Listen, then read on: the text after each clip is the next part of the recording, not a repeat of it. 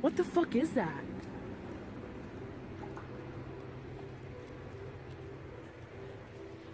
What the? It looks like it's moving with the clouds.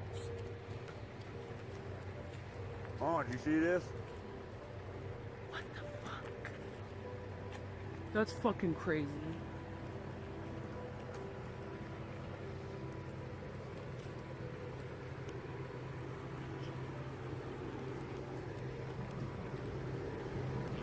What the fuck is that? Oh my god, it fucking disappeared. What the fuck?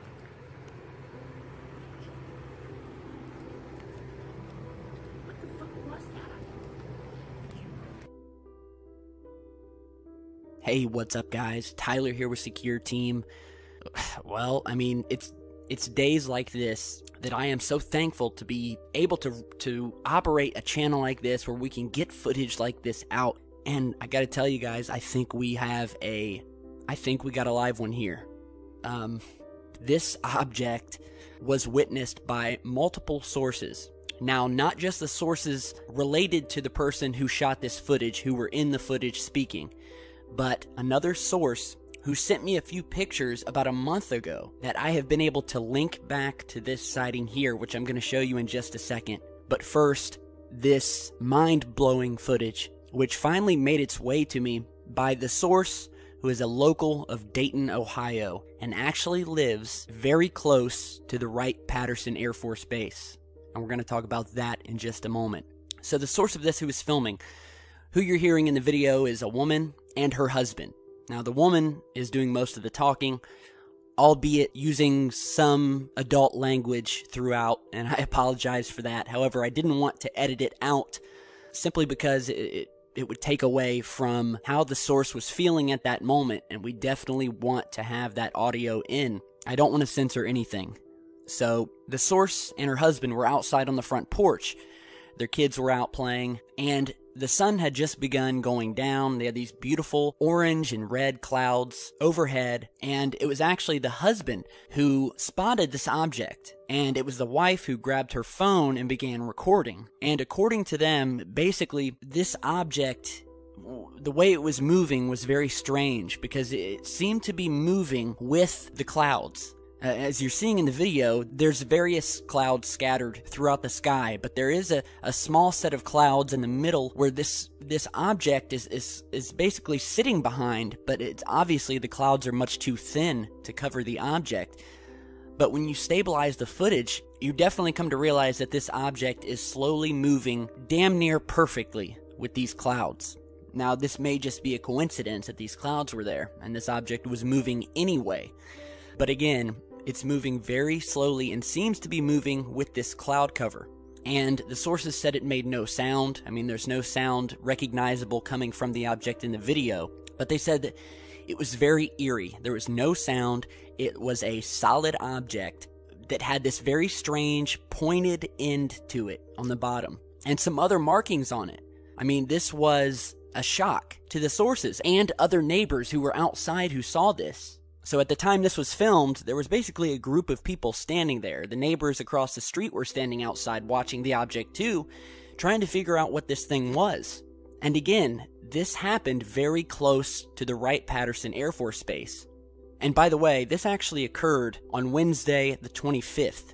However, it took the sources a few days after catching it, who are not UFO researchers, who do not particularly watch UFO videos online, to find us. Basically, after they had recorded the footage, and it sat for a few days in their camera. They got online, well, the wife got online and started doing some research, looking around for places to send it to, and she actually sent it to a few UFO investigation websites. I believe MUFON may have been one of them, I'm not sure, but she said she definitely sent it to a local television station in Columbus, Ohio, and also sent it to a couple UFO people that she had found online, one of them being me. She found my email on one of my videos after Googling UFO sightings, and we had actually posted some sightings that have been captured very close to Wright-Patterson Air Force Base. So we got this email and this devastating video, and when I watched this video, there was a very small spark that went off in my head that led me to believe that I had seen this object before, possibly. Now, I went to my email, where at this point in time, I get between 100 and 200 emails a day. And I remembered that about a month ago, I received a set of 2 images from a person who also said that they lived on the outskirts of Dayton, Ohio, a little bit farther away from this source who sent me this video. So I went back, took me about an hour to go through all of my emails and finally get back to the one of these 2 images that had been sent to me. Now, at the time, the images were not enough to go on to where I would make a video about it. But I do keep all of my footage and emails and pictures for later on, just in case I get another sighting that looks like a possible craft sent to me earlier. So I went back and I found these pictures, and lo and behold, as you're seeing here, I think we've got a match. Now, these 2 photographs were taken with a Canon 70D DSLR camera, which is the type of camera that has like a telescopic lens on it and allows you to get very high resolution up close pictures from very far away. It has a zoom lens on it, or you can buy zoom lenses. And by the way, for UFO sightings and for skywatchers, I definitely recommend getting one of these types of cameras. And the source video that we just showed you is actually just filmed on a regular Galaxy S6 cell phone. So these 2 images that you're seeing here, and we'll zoom in on the first one as you're seeing here, where the object is a little bit blurry, but it definitely looks like the shape of the object you're seeing in this video here. And then we have a second photo taken just a few seconds later as this object moved through the sky. And again, the source who sent me these images said, saw this object moving slowly through the sky, didn't know what it was, but it had a very odd shape to it.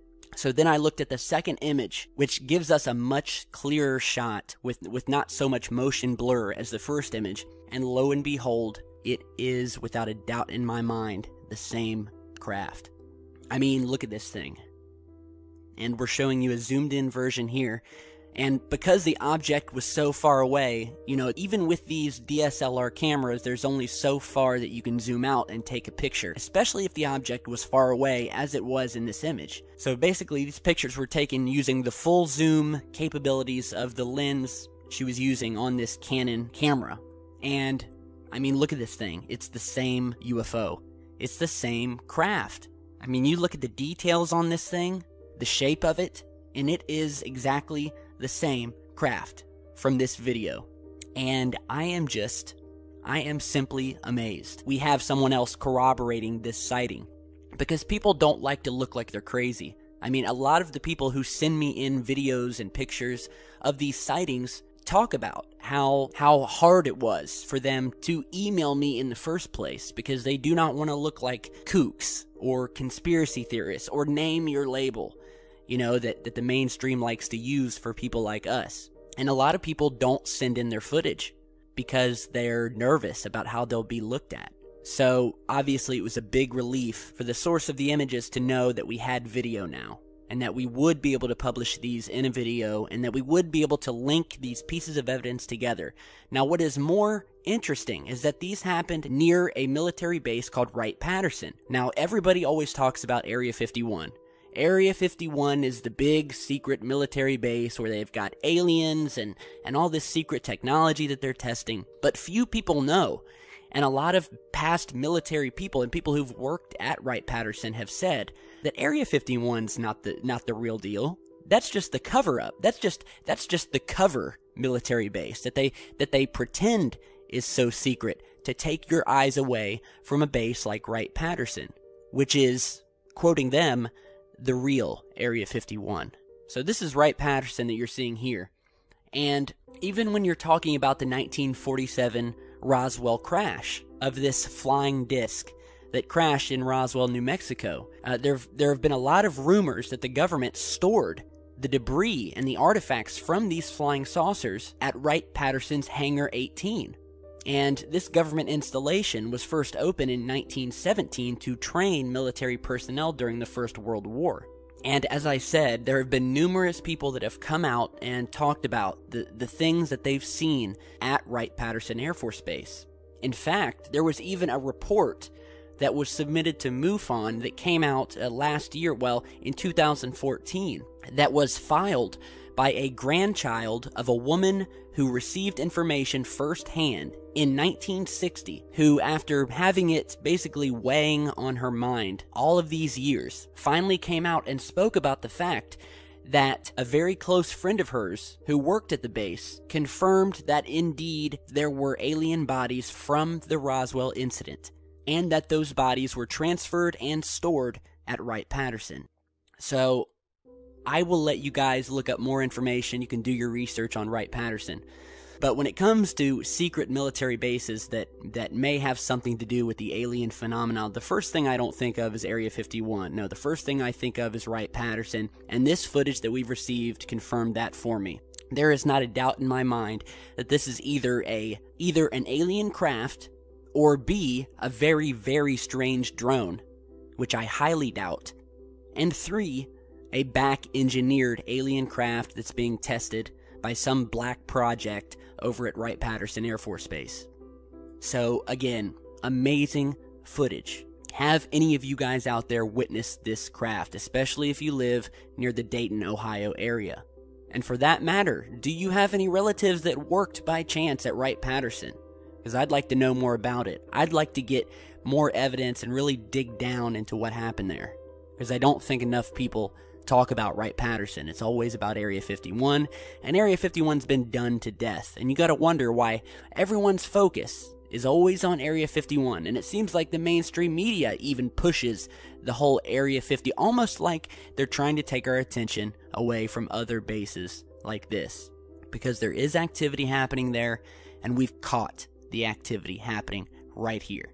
3 separate sources have seen this craft within the last month near the base, and that's all I gotta say about it. I mean, the footage and the photos speak for themselves. So amazing finds. Big thanks to the sources. You know who you are, and who I am going to keep anonymous by my choice, not theirs, because I think they've caught something here that could potentially get them into trouble. Now, I am going to have continued dialogues with the sources, who are going to keep a very open eye to what's going on in the skies around Dayton. The word has been spread around Dayton already about this craft and about possible UFO activity, and I told them to let me know the next time they see or hear anything. So until then, let me know what you guys think. Some amazing footage, some amazing images. And I just pray that I don't get in trouble for publishing it, but that's usually not how the government works. They usually decline to try to take down footage because it would only solidify the validity of said footage. So let me know what you guys think. Be sure to share, like, and subscribe on your way out, and stick around because, of course, we will have a lot more coming. So thanks for watching, and stay safe.